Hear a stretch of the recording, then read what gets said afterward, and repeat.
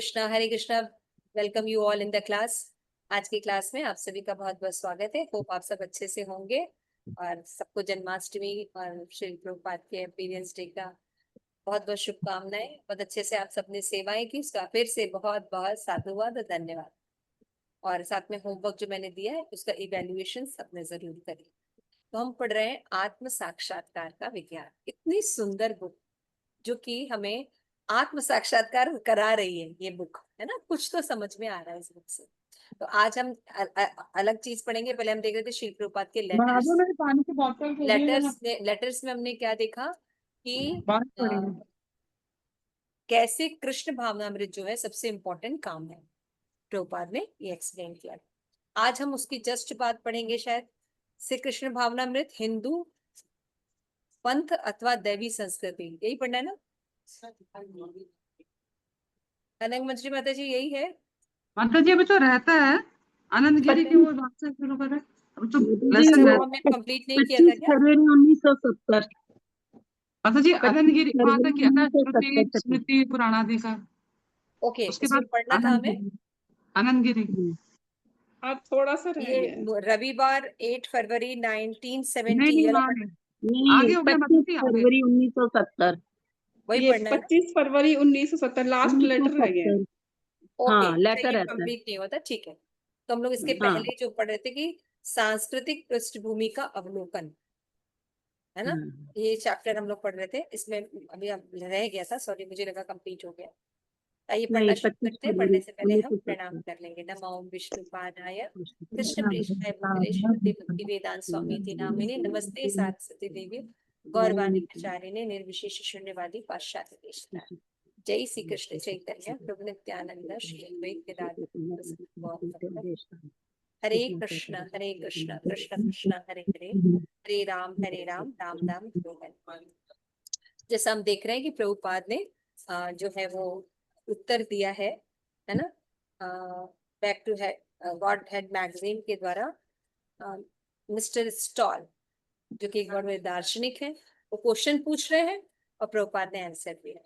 और वो ये स्टैब्लिश कर रहे हैं प्रभुपाद कि कृष्ण भावनामृत सबसे इंपॉर्टेंट है। और कृष्ण भावनामृत में हम भगवान के साकार रूप का वर्णन करते हैं। ठीक है, आइए किसके किसके पास बुक है?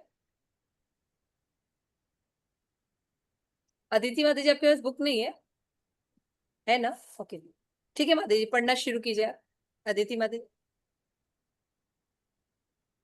हमको पढ़ना है 15 फरवरी 1970।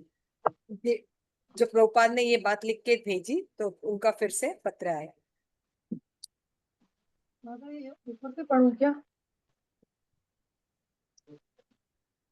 ये ना हमने माता पढ़ जी लिया था। 25 फरवरी है, 25 फरवरी नहीं कह रहे, ये 1970। तो हमने पढ़ लिया था। नहीं 25 पढ़ा, फरवरी माता जी, 25 फरवरी। नहीं पढ़ा। ये जो है मेरी बुक में पेज नंबर 116 पे है लास्ट से। हाँ हाँ, 116 है ठीक है माता जी, लास्ट 25 में। फरवरी 1970 लास्ट जो यहाँ से पढ़ना है। नेक्स्ट मंडे नहीं थे, लास्ट मंडे नहीं थे ना माता जी? अच्छा ठीक है, मैं पढ़ती हूँ। ठीक है, 25 फरवरी 1970 जब अभय चरणाविंद भक्ति वेदांत स्वामी प्रभुपाद ने स्टॉल को जवाब दिया तो स्टॉल ने फिर से उनको पत्र लिखा। आपके 15 टू 1970 के अति रुचिपूर्ण पत्र के लिए अनेक अनेक धन्यवाद। मुझे भय है कि जब भी आप कोई श्लोक इस अभिप्राय को दर्शाने के लिए उद्धृत करते हैं कि केवल कृष्ण नाम का कीर्तन आवश्यक है, तब तब मैं एक दूसरा श्लोक उद्धृत कर सकता हूँ जो किसी और वस्तु की आवश्यकता पर बल देता है। देख रहे थे ना आप, प्रभुपाद कहते कीर्तन का मतलब क्या होता है? भगवान के नाम का कीर्तन, हरि कीर्तन। लेकिन वो कहते हैं कीर्तन का मतलब खाली कीर्तन थोड़ी होता है, हम किसी का भी कीर्तन कर सकते हैं, है ना। कीर्तन का मतलब केवल भगवान का नाम नहीं बल्कि श्लोक पढ़ना, भागवतम करना, प्रवचन, ये सब भी कीर्तन में ही आता। अभी उन्होंने स्टॉल ने खुलकर बोल दिया ये बात, है ना, कि अगर मुझे इस लगता है कि आप जब भी कोई श्लोक देखते हैं तो आप उसको कृष्ण भावना भावित करके देखते हैं, लेकिन आपके कोई भी श्लोक को मैं काट सकता हूँ कि उसका केवल यही मतलब नहीं है उसका अन्य मतलब भी है। कृष्ण नाम का कीर्तन आवश्यक है, तब तब मैं एक दूसरा श्लोक उद्धृत कर सकता हूँ जो किसी और वस्तु की आवश्यकता पर बल देता है। साथ ही मैं एक श्लोक भी जोड़ना चाहूंगा। यदि श्लोका अप्रमाणम अयम अपि श्लोका प्रमाणम भवतु अर्हति। यदि केवल व्यक्ति श्लोक ही प्रमाण के आधार हैं, समझ रहे हैं? यदि श्लोक ही प्रमाण के आधार हैं तो इस श्लोक को भी प्रमाणिक मानना चाहिए। निकट भक्ति भविष्य में इस श्लोक प्रतिश्लोक के उदाहरण की कोई समाप्ति नहीं दिख पाई। जैसे पतंजलि भी कहते हैं, महान ही शब्दस्य प्रयोग विषय। शब्दों के प्रयोग का क्षेत्र महान। कितनी बड़ी बात श्री प्रभुपाद को लिख। हाँ, आप बहुत खुल देखिए आचार्यज कितना चैलेंजेस और लोगों का अपशब्द सुनते हैं। एक तरह से वो चैलेंज नहीं, गाली देने की कोशिश कर रहा है, श्री अब्यूज कर रहा है। प्रभुपाद ने साफ साफ कह रहे हैं, उनको समझना चाहिए कि वो क्या कह रहे हैं, है ना। बल्कि वो अपने शंकराचार्य निर्विशेषवाद और बाकी चीजों को जो फिलॉसफी उन्होंने पढ़ी है उस पर वो हैं और अपने आप पर बहुत गर्व का अनुभव कर रहे हैं। और साथ में प्रभुपाद को अपने पर गर्व करना खराब नहीं है, लेकिन सामने वाले को नीचा दिखाना खराब है ना, कि आप एग्जिस्ट नहीं करते, मैं एग्जिस्ट करता हूँ। तो ये जो चीजें होती हैं बहुत ही खतरनाक होती है। तब देखिए हमारे आचार्य कितना बर्दाश्त करते हैं, हम वाणी की हिंसा टीचिंग है। करते हैं, हम लोग बहुत बर्दाश्त करने की क्षमता खत्म हो जाती है ना। तो यहाँ पे देखिए प्रभुपाद इसका आंसर क्या दे रहे हैं। प्रिय स्टॉल, मैं आपके 25/2/1917 के कृपा पत्र के लिए अत्यंत आभारी हूँ। पहले आभार व्यक्त किया। मुझे दुख है कि आपके पत्र का शीघ्र उत्तर नहीं दे सका, क्योंकि मैं एक नूतन चर्च के भव्य भवन के क्रय से थोड़ा सा व्यस्त था। जब कोई वैष्णव के सामने ज्यादा बुद्धिमान बनता है और प्रामाणिक चीजों को कई चीजों से आसुरिक प्रवृत्ति की तरह डील करता है, तो भक्त अपनी विजय को बताते हैं जो कि उन्हीं के ऊपर प्राप्त की गई। वो एक वेस्टर्न फिलोसफी में है। और प्रभुपाद बात शुरू कर रहे हैं। मैं आपको लेटर नहीं लिख सका क्योंकि एक मैं चर्च को मंदिर बना रहा था। खरीदने। समझ में आ गई बात? हम्म। ये सब देखिए ना, जैसे कभी आप लोग पढ़िएगा तो मैंने आपको पहले भी बताया कि कभी भी किसी की बात को काटने के लिए कई चीजें होती है ना, तो उसको उस तरीके से जवाब देना चाहिए। तो ये सब जो लेटर हैं आप लोग कभी बैठ के पढ़ सकते हैं, किसी को जवाब कैसे देना चाहिए। जनरली क्या होता है, जैसे मान लीजिए हम ज्यादा नहीं जानते, कोई हमसे बोलता है, हम उसको जवाब देते हैं, लेकिन वो व्यक्ति उल्टा जवाब देता है तो हम रोने लगते हैं और कई दिनों तक फ्रस्ट्रेटेड रहते हैं। कितने लोगों को ये एक्सपीरियंस हुआ है? यस माता जी। ज्यादातर ये एक्सपीरियंस है ना, हम लोग को बहुत एक्सपीरियंस हुआ है इससे। लेकिन जैसे जैसे आपका ज्ञान होता है तो आप उनकी बातों को बहुत आराम से देख सकते हैं। दूसरा, उनकी बात से जैसे जैसे डेवलपमेंट होगा आपका, आप अप्रभावित रह सकता है। घोर से घोर अपमान कोई व्यक्ति करता है, आप अप्रभावित होकर अपना कार्य कर सकते हैं। लेकिन जब कोई एक सीमा लांघता है तो वैष्णव क्या करते हैं, वही चेक करते हैं। हाँ, ये प्रणाली होती है। तो यहाँ पे देखिए बहुत सुंदर, देखिए प्रभुपाद ने इसका, क्योंकि एक नूतन चर्च के भवन के क्रय में थोड़ा सा व्यस्त था। यह चर्च ऊपर लिखे एक पते पर है। हमने बहुत ही सुंदर स्थान प्राप्त किया है, जिससे अलग मंदिर, प्रवचन कक्ष, मेरा कक्ष और भक्तों के आवास गृह इत्यादि है।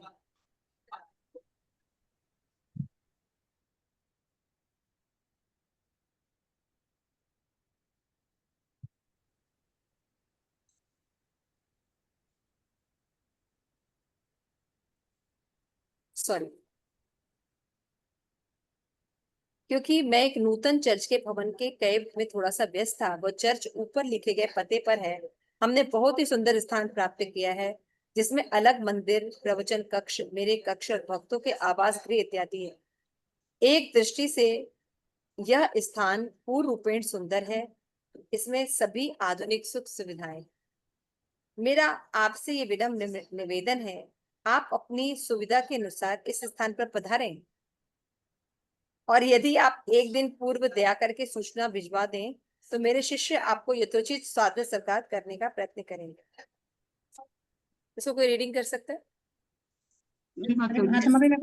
ये सच्ची माई पढ़ी। हमारे पत्र व्यवहार के विषय में वास्तविकता तो यही है कि उद्धरण अथवा प्रति उद्धरण समस्या को हल नहीं कर सकते। न्यायालय में दोनों ही विद्वान परामर्शदाता कानून की पुस्तकों से उद्धरण देते हैं, किंतु मुकदमे का वह हल नहीं है। मुकदमे का परिणाम माननीय न्यायाधीश के निर्णय पर निर्भर करता है। अतः तर्क वितर्क से हम किसी भी निष्कर्ष पर नहीं पहुंच सकते। शास्त्रीय उद्धरण कभी कभी परस्पर विरोधी रहते हैं और प्रत्येक दार्शनिक का विभिन्न मंतव्य होता है, क्योंकि भिन्न सिद्धांत प्रस्तुत किए बिना कोई भी प्रसिद्ध दार्शनिक नहीं बन सकता। अतः उचित निष्कर्ष पर पहुंचना कठिन है, जैसा कि ऊपर वर्णन किया गया है। निष्कर्ष यही निकलता है कि अधिकारी महाजन के निर्णय को स्वीकार कर लिया जाए। हम लोग भगवान चैतन्य महाप्रभु की प्रामाणिकता को स्वीकार करते हैं। श्री चैतन्य महाप्रभु श्री कृष्ण से अभिन्न है और वैदिक शास्त्र के अनुसार उनका दृष्टिकोण यह है कि इस युग में जीवन की समस्त समस्याओं का एकमात्र हल नाम कीर्तन है, और ऐसा वास्तव में व्यवहारिक अनुभव द्वारा दर्शाया जा रहा है। कुछ समय पूर्व भगवान श्री चैतन्य महाप्रभु के आविर्भाव की तिथि पर हमारे शिष्यों द्वारा बर्कले में एक विशाल शोभा यात्रा का आयोजन किया गया था। इस संबंध में जनता ने अपनी सम्मति इस प्रकार दी है। मनुष्यों का यह समूह उन लोगों के समान नहीं है जो खिड़कियां तोड़ने और उत्पात मचाने के लिए एकत्रित होते हैं। पुलिस के द्वारा भी इस सम्मति को इन शब्दों में पुष्ट किया गया था। कृष्ण भावनामृत अभियान के सदस्यों ने पुलिस के साथ पूर्ण रूप से सहयोग किया और संपूर्ण शोभा यात्रा के अंतर्गत शांति बनाए रखने का भक्तों का पतन इतना सफल रहा कि पुलिस व्यवस्था की न्यूनतम आवश्यकता पड़ी। इस बार डेट्रॉयट अमेरिका में एक विशाल शांति यात्रा हुई और हमारे भक्तों की भीड़ में देवदूतों के रूप में सराहना विशाल यात्रा हुई और हमारे भक्तों की भीड़ में देवदूतों के रूप में सराहना की गई। अतः यह कृष्ण भावनामृत अभियान वर्तमान समय में मनुष्य समाज की सभी समस्याओं का निराकरण करने के लिए यथार्थ है, रामबाण औषधि के रूप में आवश्यक है। दूसरे उदाहरण इस काल में बहुत महत्व के सिद्ध नहीं होंगे। एक औषधि की दुकान में अनेक औषधियां हो सकती हैं और वे सभी सच्ची हो सकती हैं, परंतु आवश्यकता इस बात की है कि एक अनुभवी चिकित्सक विशेष रोग के लिए विशेष दवा ही नियत करे। हम इस विषय में यह नहीं कह सकते कि यह भी औषधि है और वह भी औषधि है। जी नहीं, जिस औषधि से व्यक्ति विशेष को लाभ हो वही उस व्यक्ति की औषधि है। फलेन परिचीयते। आपका ही स्वामी अभय चरणाविंद भक्ति वेदांत। शील प्रपात के द्वारा अंतिम टिप्पणी। न्यायालय के एक विषय को निश्चित करने के लिए एक मिनट।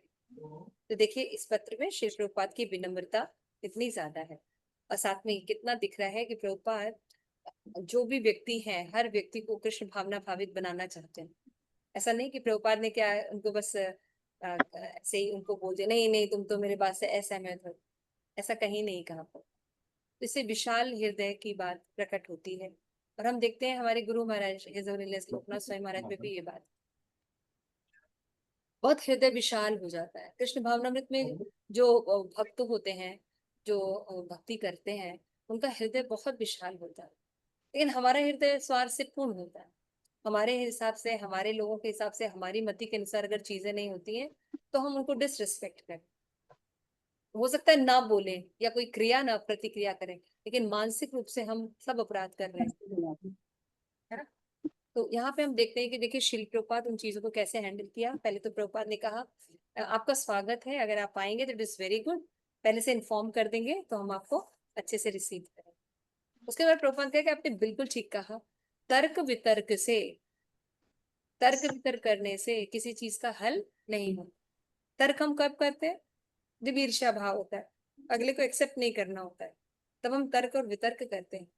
तो जब हम किसी को एक्सेप्ट ही नहीं करना चाहते हैं तो उसकी कितनी भी बात सच हो उसका कोई माने नहीं रखता। समझ रहे ना? दो पक्ष हैं, दोनों अहंकार है दोनों का, दोनों लगता है मेरी बात सही, तो उस पक्ष को बात करने से कोई फायदा है? कोई फायदा नहीं। कोई निर्णय निकलेगा उसका? कोई नहीं। मदद नहीं क्योंकि वो एक दूसरे को एक्सेप्ट नहीं करना चाहते। प्रभुपाद ने भी एक्सेप्ट किया, बिल्कुल ठीक बोल रहे हैं आप। प्रभुपाद कह रहे हैं कि निष्कर्ष ये है कि अधिकारी के निर्णय को स्वीकार किया जाए।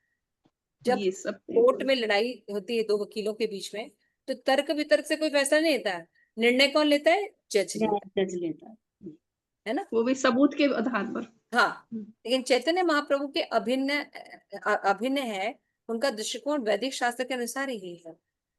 वो यह इस युग के जीवन में समस्त समस्याओं का एकमात्र नाम संकीर्तन है। प्रभुपाद क्या कह रहे हैं? आप बिल्कुल ठीक कह रहे हैं। मान लीजिए ये श्लोक है, इसके ये भी मीनिंग हो सकते हैं, ऐसे भी मीनिंग हो सकते हैं, वैसे। लेकिन हम और आप जो बात सोच सकते हैं, उनसे ऊपर भगवान है ना। और चैतन्य महाप्रभु जो है वो साक्षात कृष्ण है। उनको पता था कि ये कलयुग है, और कलयुग में लोगों को कैसे और क्या ज्ञान देना है जिससे कि वो औषधि के रूप में वो ज्ञान जाए और उनका भव रूप ठीक हो जाए। तो उन चीजों को प्रमाण मानना चाहिए और वैसे ही पालन करना चाहिए। लेकिन कितनी बड़ी बात समझाने की कोशिश कर रहे हैं। क्यों समझा रहे हैं? प्रभुपाद किसी का तिरस्कार नहीं करते थे। क्यों? क्योंकि प्रभुपाद कहते थे हर व्यक्ति में पोटेंशियल है कि वो कृष्ण भावना भावित हो सकता हो सकता हो है। सकता है। है। हम तुरंत किसी का भी अपमान कर देते है ना। हम लोग को देखो, हम लोग का नेचर, बिल्कुल अपना अपना नेचर हम लोग अगर देखें, हम तुरंत किसी का बिल्कुल। अपमान करने से चूकते नहीं, है ना। जैसे हम अपना, मैं अपना करूं, हम लोग तुरंत अगर कोई हमारे हिसाब से नहीं कर रहा है तो वी कैन से समथिंग, है ना, अपराध कर देते हैं। लेकिन प्रभुपाद ऐसा नहीं। प्रभुपाद का हमेशा होप रहता है कि वो व्यक्ति वापस आ जाए। तो उसको ऐसा बात करते हैं कि वो कठोर शब्द भी ऐसा प्रभुपाद बोलते हैं कि वो कृष्ण भावना में, अगर थोड़ा सा भी प्रभुपाद को, अगर कोई थोड़ा सा भी इंटेलेक्चुअल लेवल पे पढ़े, है ना, तो वो आराम से प्रभुपाद को एक्सेप्ट कर सकते। इसके बाद है चैतन्य महाप्रभु के आविर्भाव की तिथि हमारे शिष्यों की तरह एक विशाल नगर सिंह आयोजन किया गया है। प्रभुपाद कह रहे हैं, प्रभुपाद कहते हैं, देखो प्रभुपाद प्रैक्टिकल बात बताया कि देखिए हमने ये चैतन्य महाप्रभु को मुझे पहले वो बात कह दी, श्लोक के अर्थ कई हो सकते हैं, लेकिन जो भगवान जब अर्थ करते हैं उनको स्वीकार करना चाहिए, क्योंकि वो औषधि के रूप में है। प्रभुपाद कहते हैं जब हम उसका पालन कर रहे हैं, हम रिजल्ट भी देख रहे हैं। हमारे भीड़ होती है, शोभा यात्रा निकल रही है, लेकिन लोगों का क्या करना है कि हिप्पीज की तरह नहीं गए तोड़ फोड़ के चले आए, है ना। लोग इकट्ठे होते हैं, क्या होता है, तोड़ फोड़ प्रेम मच पूर्वक। जाती है ना। अभी आप देखते होंगे मुस्लिम्स कितने लोग कैसे हिंदुओं पर अटैक करते हैं, घर जला देते हैं, लड़कियों के साथ दुष्कर्म करते हैं, है ना, गला काट देते हैं। तो घर वैसा में नहीं आग कर लगा रहे हैं। देते हैं, घरों में आग लगा ऐसा देते ऐसा हैं। नहीं है, बहुत ही शांति पूर्वक जा रहे हैं। दूसरा स्टेटमेंट प्रभुपाद ने, they are cooperating with police, अधिकारियों के साथ बहुत सहयोग कर रहे हैं। तो ये हमारे मिशन के लोगों के प्रति भावनाएं हैं। लोग जो हम काम कर रहे हैं, कीर्तन कर रहे हैं, उसका ये रिजल्ट है। तो उसी तरह प्रभुपाद कह रहे हैं अमेरिका के विशाल शांति हुआ, है ना, और लोग ने देखा कि सच में हमारे जीवन का कल्याण, जीवन का कल्याण कैसे हो सकता है, कृष्ण भावना भावित प्रक्रियाओं के द्वारा ही कल्याण।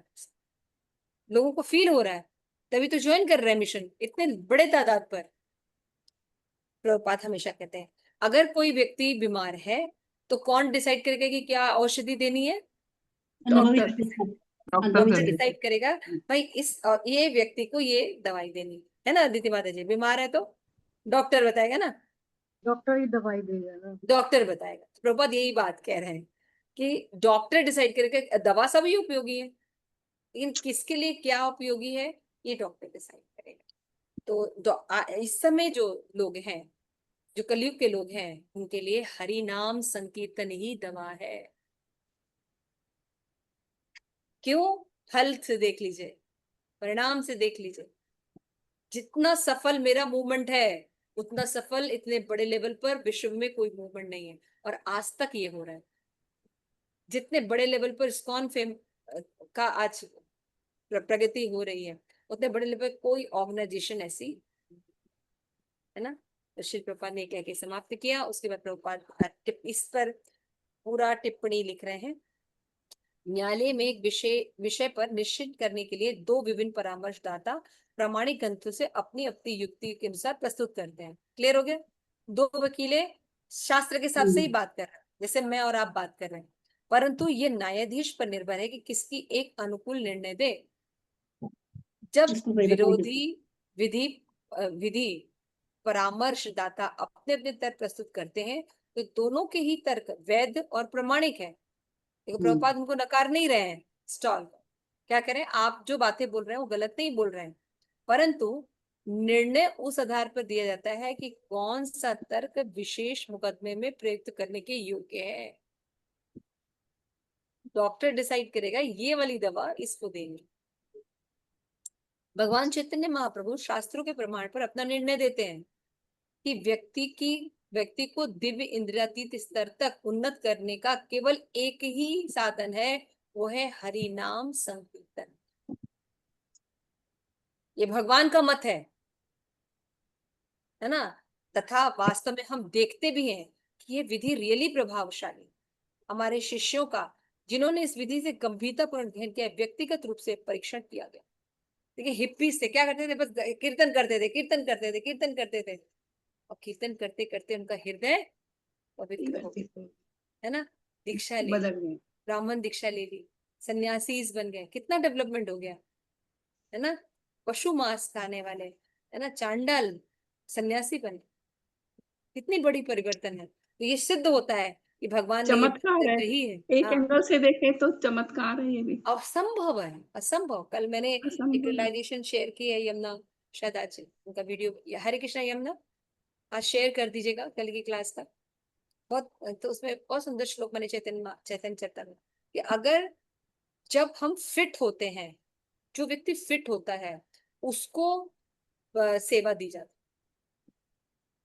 जैसे चैतन्य महाप्रभु ने, रूप गोस्वामी, सनातन, ये लोग फिट थे, है ना, नित्य सिद्ध थे। क्यों? क्योंकि ये चैतन्य महाप्रभु के मिशन को सपोर्ट करते थे। तो फिट व्यक्ति को दिया जाता है निर्देश, जो फिट नहीं होते उनको निर्देश नहीं दिया जाता, ठीक है ना। तो यहाँ पे हम देख सकते हैं कि बात दोनों वकील सही कर रहे हैं, ठीक है ना अनंग मंजरी माता जी, बात दोनों व्यक्ति वकील सही कह रहे हैं, दोनों ही शास्त्र के हिसाब से बोल रहे हैं, लेकिन न्यायाधीश देखेगा कि इसके लिए क्या उपयुक्त है, इस परिस्थिति में सबसे सही बात कौन कर रहा है। तो चैतन्य महाप्रभु का और उन्होंने कहा कि परीक्षण करके भी देखा है, व्यक्तिगत रूप से परीक्षण किया गया, कोई भी निष्पक्ष न्यायाधीश सरलता पूर्वक ही देख सकता है जैसे हरि नाम करके उसके जीवन में चेंजेस आए। कितने ऐसे प्रभुपाद के केसेस हैं, है ना, लोग चोर हैं, ऐसे ऐसे लोग ने ज्वाइन किया मूवमेंट, है ना, और हरि नाम करके क्या हो गया, पवित्र हो, है ना। हमें परिस्थिति की अनुकूलता के अनुसार प्रत्येक वस्तु स्वीकार करनी चाहिए, ये बहुत इंपॉर्टेंट लाइन है, और यही पूरे लोगों का सार है। जितनी भी कन्वर्सेशन हमने पढ़ी, ये एक लाइन पूरे का सार है। हमें परिस्थितियों की अनुकूलता के अनुसार प्रत्येक वस्तु स्वीकार करनी चाहिए। हमें जब भी किसी से बात करनी है तो ऐसे बात करनी चाहिए, इस परिस्थिति में ये चीज सबसे अनुकूल है, इस बेसिस पर हमें इसको स्वीकार करना चाहिए, ठीक है।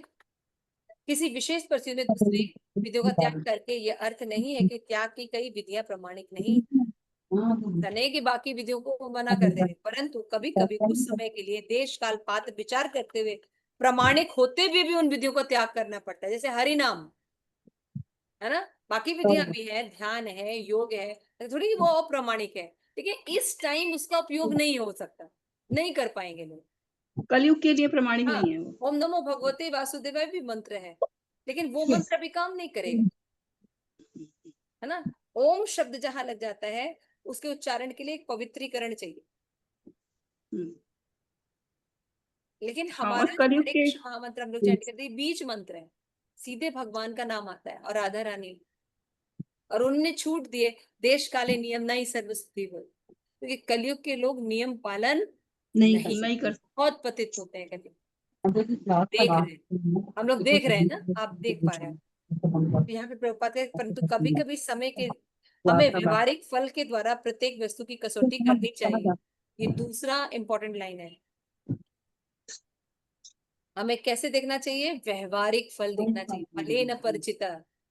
शास्त्र पे बात लिखी, ठीक है, आप करके देखिए, रिजल्ट जैसा आएगा उसके हिसाब से हमको डिसाइड करना होगा क्या चीज सही है क्या चीज गलत है। जैसे अभी आप लोगों ने जन्माष्टमी में सेवा की, मैंने क्या कहा, अपना अवलोकन कीजिए, क्या सेवा की, कैसी रही आपकी जन्माष्टमी, और तो कितना परसेंटेज रहा। तो नेक्स्ट टाइम जो आपके सामने आएगा ना, तो आप अगली बार से ध्यान रखें, अपनी चैंटिंग भी करेंगे, थोड़ी सी स्टडी भी करेंगे और अपराधों का भी ध्यान, है ना। तो हमें प्रभुपाद कह रहे हैं, ऐसी कसौटी के आधार पर हर युग में हरे कृष्ण महामंत्र का निरंतर कीर्तन निसंदेह अत्यंत प्रभावशाली सिद्ध होता है। आनंद प्रदा म्यूट यूजर।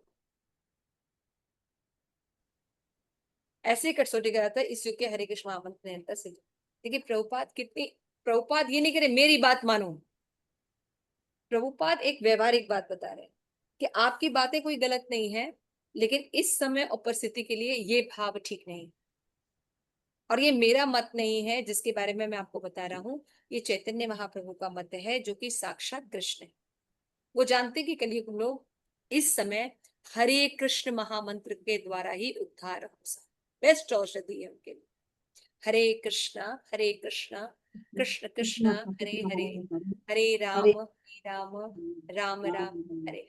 इसको लेने से व्यक्ति सीधे भगवत धाम जाता है, तो स्वरूप सिद्ध कर सकता है, केवल मुक्त नहीं होता है।